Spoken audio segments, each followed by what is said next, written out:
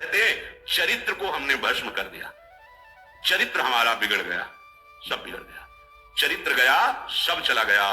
आप देखो चरित्र की तरफ कहां देखा जाए, धन कैसे मिले? चरित्र बेच दो, शरीर बेच दो, धर्म बेच दो, बस धन मिलना चाहिए, भगवान मिलेंगे, परमार्थ बनेगा? नहीं। हमारे प्राण चले जाएं पर हम धर्म विरुद्ध आचरण स्वीकार ना करें।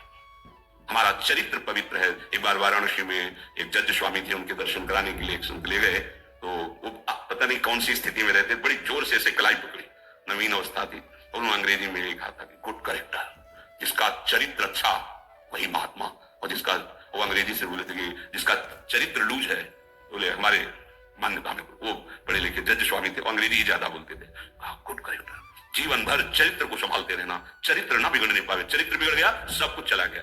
तो जिनकी ये मान्यता है कि धन से ही धर्म होता है, धन से ही भगवान मिलते हैं, धन से ही भगवान की पूजा होती है, तो आप इस भ्रम को छोड़ दीजिए। आपके पास जो कुछ अपना माना हुआ है उसे प्रभु में समर्पित करने से आपकी बात बनेगी। जो कुछ माना हुआ है वो त्यागने से हुई, त्यागात शांतिमंतरम। यदि अपना मान करके उसे देते हैं, तो अगर दान करते हैं, धर्म में लगाते हैं, तो कई गुना बढ़ के मिलेगा। इतने में तो तुम अहंकार नहीं छोड़ पा रहे, कोई गुना और मिलेगा तो अहंकार और बढ़ जाएगा। जैसे गंदे नाली के जल से हाथ को पवित्र नहीं किया जा सकता, ऐसे ही अधर्म पूर्वक, धन की आसक्ति पूर्वक कोई भी किसी भी मार्ग में चले वो भगवत प्राप्ति नहीं कर सकता। उसका महत्व प्रभु के आश्रय पर होना चाहिए। केवल प्रभु की विमुखता से ही ये संसार हमें दुख दे रहा है।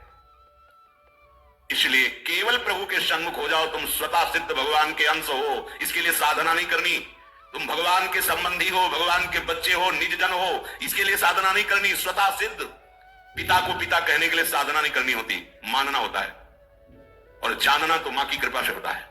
ऐसे हमें बात माननी है, जान तो हम गुरुदेव की कृपा से जाएंगे, वो सब हमें समझा देंगे। हमें मानना है प्रभु के सिवा हमारा कोई नहीं। ये हृदय में बैठा लो, ये जन्म व्यर्थ न जानने पावे। साफ साधनाओं की सार बात आज तुम्हें बता रहे हैं। प्रभु का भरोसा, प्रभु की अधीनता, प्रभु की प्रपत्ति, प्रभु का सहारा, प्रभु का अवलंबन, प्रभु की शरणागति, बहुत जोर की बात है। अब इसमें यह देखना है कि कुछ पहचान है कि आप शरणागति की तरफ बढ़ रहे हैं।